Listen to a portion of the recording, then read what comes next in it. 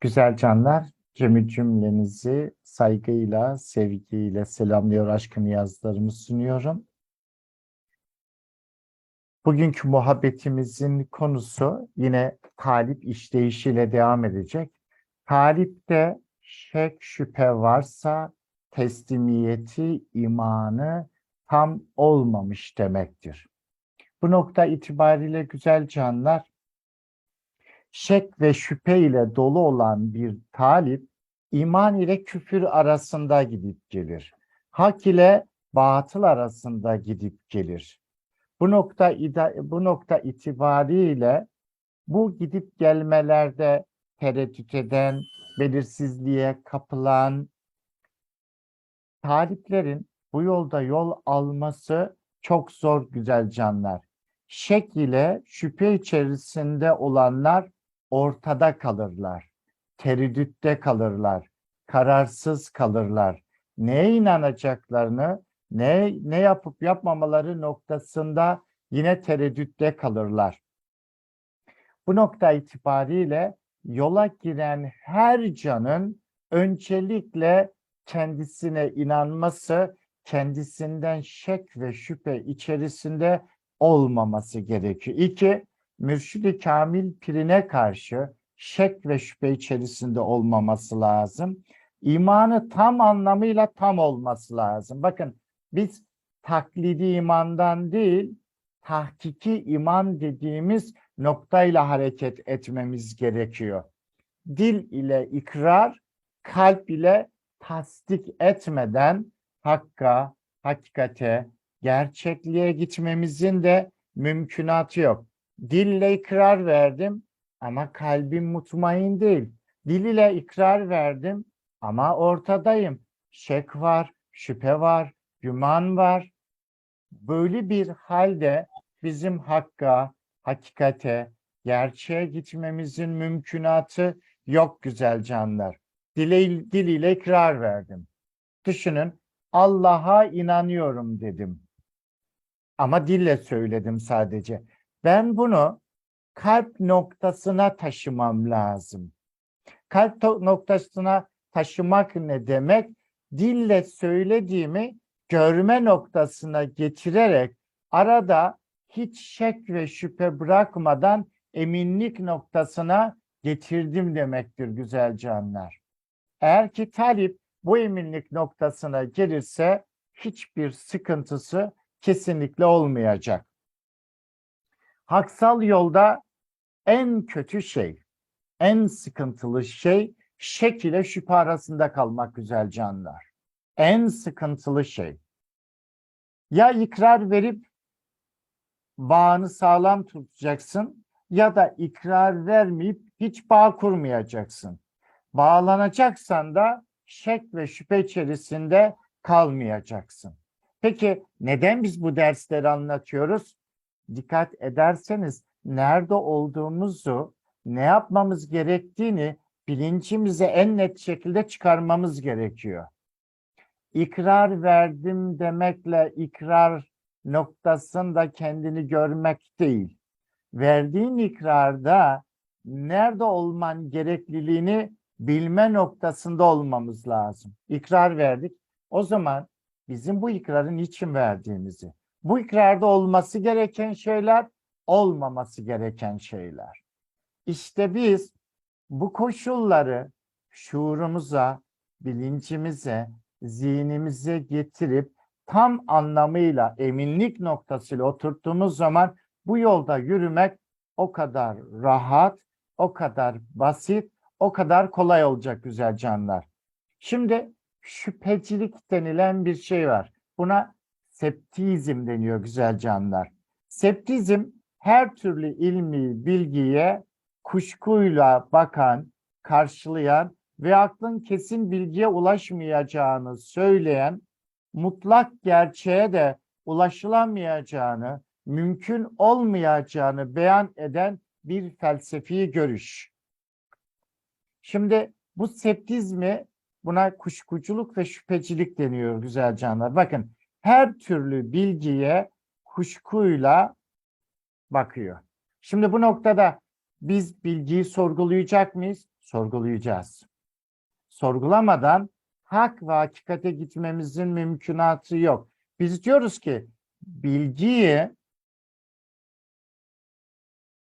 sorgulayarak eminlik noktasına kadar gidip emin olduktan sonra inanma noktasına gelme. Ama şüphecilikte, septizmde böyle bir şey yok güzel canlar. Ve septizmin çok net söylediği bir şey var. Diyor ki aklın kesin bir bilgi edinmesi mümkün değil. Septizmde aklın kesin bir bilgiye ulaşması kesinlikle mümkün değil. Aynı zamanda diyor ki hakikate ve gerçeğe ulaşsa dahi sürekli tam bir şüphe içerisinde kalınacağını savunan bir felsefik görüş. Mutlak olana ulaşmanın mümkün olmadığını da beyan eden görüş. Ama biz diyoruz ki mümkün varlığa biz ulaşabiliriz. Buna ne demiştik? Cenab-ı Hakk'ın koşuluna gelme. Bir, talipte şöyle bir şey oluşmamalı. Yapamam, edemem, gidemem. Cenab-ı Hakk'ın koşuluna gelmemin mümkünatı yok. Bunu dediğiniz zaman bitmişsinizdir. Ne yapmışsınız? Önünüze bir bloke, koca bir taş indirmişsiniz. Bloke etmişsinizdir kendinizi. Gidemezsiniz. Bir, tahkik-i imana sahip her talip kesinlikle o mutlak olanın bilgisine ulaşacak. Ama öncelikle kendisine inanması ve kendisinde bu noktada en ufak şek şüphe olmaması gerekiyor. Şek kelimesinin Türkçe karşılığı güzel canlar, kuşku. Arapça şkk kökünden gelmiş belirsizliğe kapılma olarak. Ama bazı anlamları da var. Mesela çivi çakmak da şek olarak bilinir. Siz eğer ki gidememe noktasında kendinizi sınırlar oraya çivi çakarsanız gidemezsiniz. Ama ben giderim. Ben pirimin yardımıyla, erenlerin inayetiyle, Cenab-ı Hakk'ın lütfu ve yardımıyla kesinlikle giderim. Zerre kadar şüphe, zerre kadar şek getirmeyin güzel canlar. Onu ne kadar arzularsanız, onu ne kadar isterseniz, onun kapısına ne kadar çalar, onun eşiğinde kararlı bir şekilde beklerseniz o kapıyı açacak. Hem de bir şey söyleyeyim mi? Hani bazen biz diyoruz ya mahkumuz, mecburuz. O da öyle mecbur. Kapısına öyle dayanın ki Hakk'ın açmaya mecbur kalsın. Neden? Çünkü senin kararlılığını gördüğü zaman o kapıyı açacak o. Çünkü kendi kapısına gelen hiç kimseyi geri çevirmez. Tam tersine bütün kulların, bütün insanların kendi kapısına dayanmasını istiyor. Kendi kapısını zorlamalarını istiyor. Zorlamak ne demek? Kararlıyım. Ben bu kapıyı arzumla, isteğimle, aşkımla, muhabbetimle, sana olan sevdamla, senin cemalini görme isteğimle açacağım. Bakın çok netiz. Muğlaklık var mı? Yok. Tereddüt var mı? Yok. Kuşku var mı? Yok. Neden? İnandığım kapının ne olduğunu biliyorum. İnandığım kapının ne olduğunu biliyorsam o zaman ben menzile ulaşma noktasında asla şek ve şüphe içerisine girmeyeceğim. Veya da septizm denilen bu şüphecilik ve kuşkuculuk olgusuna kapılmayacağım. Mutlak bir varlık var. Mutlak varlık varından olan her şeyi bana verdi. Vermesinin gayesi de benim ona vuslat etmem. Benim ona ulaşmam. Benim onun hakikatine gitmem. Ben gitme noktasında kararlıysam, kendimde şek şüphe duymuyorsam kesinlikle o menzile varılacak. İşte şek ve şüpheden kurtulan talip kararlılığa gelir. Sıdk dediğimiz sadıklık dediğimiz tam bir bağlanmayla bağlanma noktasına gelir. Tereddüt varsa menzile ulaşma noktasında sıkıntı var. Kararlılık varsa menzile varma noktasında çabayla varılabileceği inancı var. Yılmayacağız, yorulmayacağız, usanmayacağız, benden olmaz demeyeceğiz ve kararlı bir şekilde yol alacağız güzel canlar. Bu nokta itibariyle her talibimizde olması gereken tahkiki iman. Yani ne demek bu? Sarsılmaz iman. Eğer bir talipte sarsılmaz bir iman varsa güzel canlar, kesinlikle Cenab-ı Hakk'ın hakikatine ulaşacak. Şüphe, kuşku, garip bir şey. Aynı zamanda bu şüphe denilen şey benzemek anlamına da geliyor güzel canlar. Benzerlik. İki şeyin benzerliği arasında kalmak demek bu aynı zamanda. Veya da karışmak. Karıştım, bulandım. Hak ile batılı ayıramıyorum, arada kaldım. Bir talibin yol konusunda bir olay karşısında emin olamaması, güvensizlik içinde olması, karma karışıklık içerisinde olması da güzel canlar şüphe. Ama biz buraya şüpheyi, şeki, gümanı alt etmeye geldik. Davamız hak davası. Yolumuz hak yolu. Sevdamız Cenab-ı Hakk'ın nitelikleriyle, aşk ile onları giyinmek. Onun boyasını alıp onun boyasıyla boyanmak. Onun için ikrar veren hiçbir talibimizde kendisiyle ilgili, yoluyla ilgili, menziliyle ilgili, vuslatıyla ilgili asla şek ve şüphe olmayacak. Şek şüphe mi? Hastalık. Şek şüphe, güman hastalığından kurtulmayan bir talibin haksal gerçekliğe, hakkın cemal ve didarına vuslat etmesinin mümkünatı yok güzel canlar.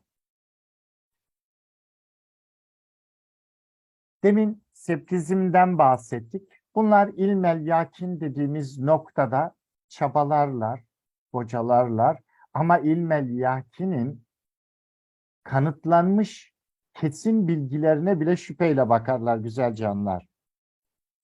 Oysa ki ilmel yakin, aynel yakin, hakkel yakin aşamalarını geçen insan-ı kamillerin gönlünde, aklında ne şüphe ne de güman kalır. O zaman bir, ilmel yakin noktasında bilgimiz net olmalı. Net olmak ne demek? Çelişki olmaması demek. İnandığınız şeylerde çelişki varsa o hakikat değil, o gerçek değil, o doğru değil güzel canlar. Bu noktada da diyalektiği kullanacağız. Hak ile hak olanın şüphesi olmaz. Dikkat ederseniz nebilerin şüphesi var mı? İçeriden ne kadar net haber getiriyor dıştaki aleme?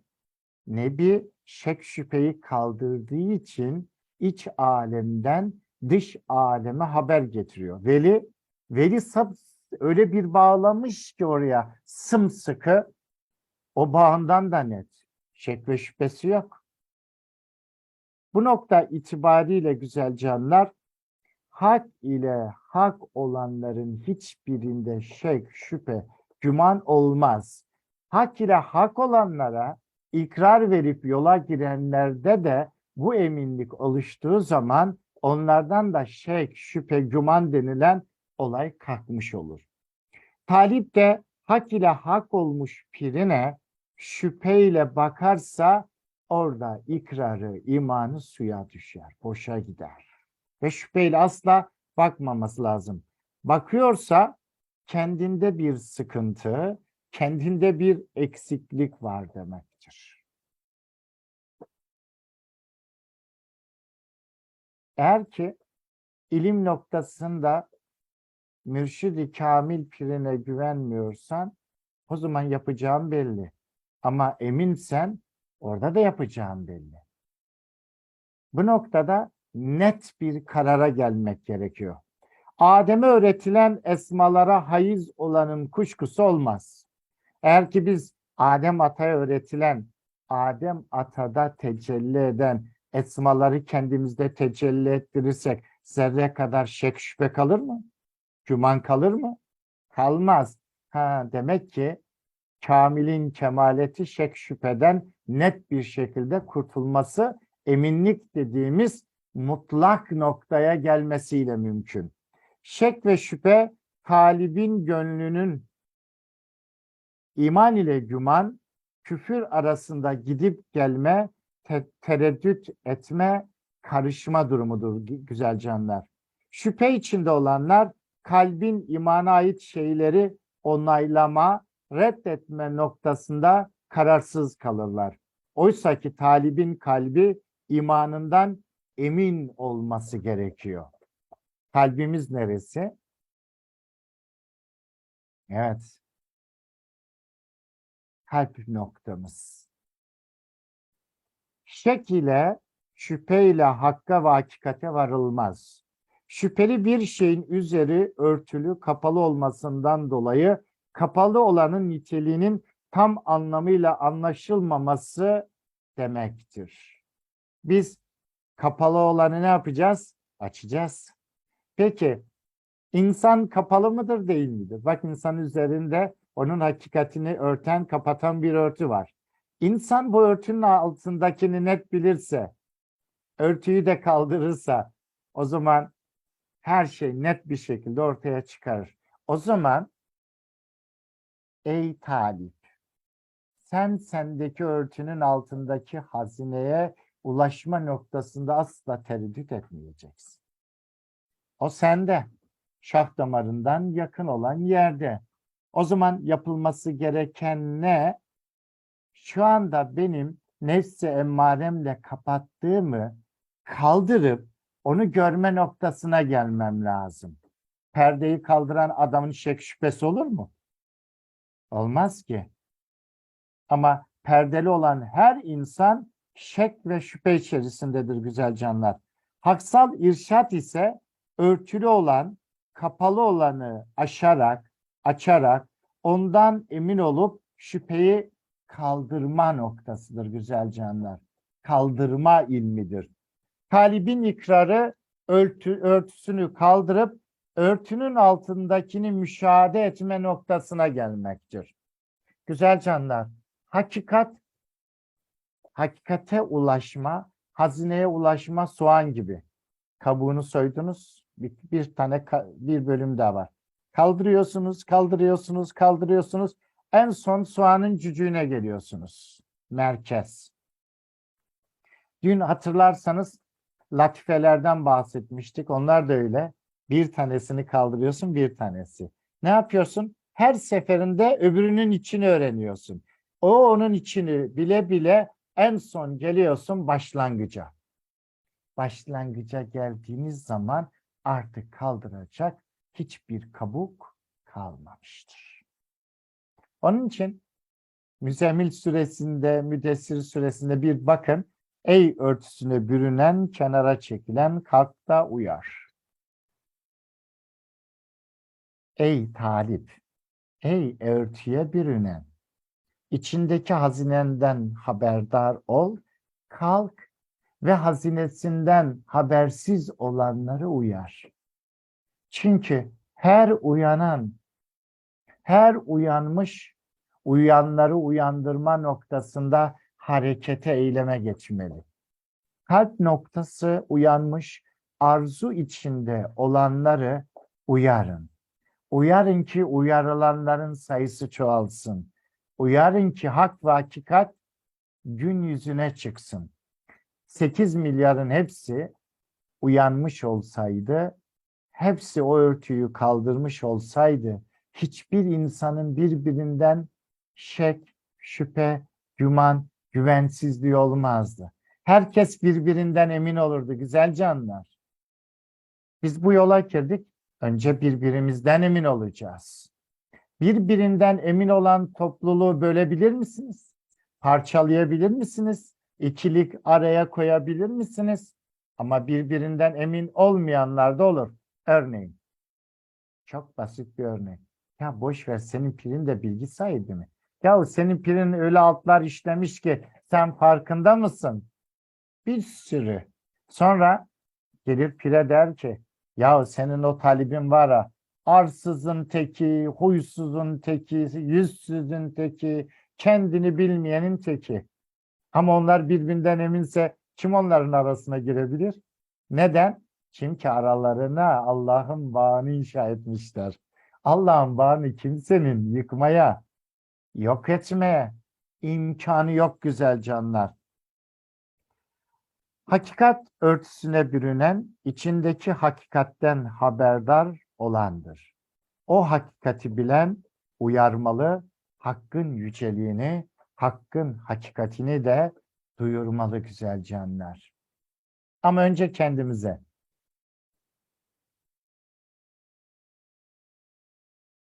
Kendi çerağını yakmamış bir adam, başkasının çerağını yakamaz.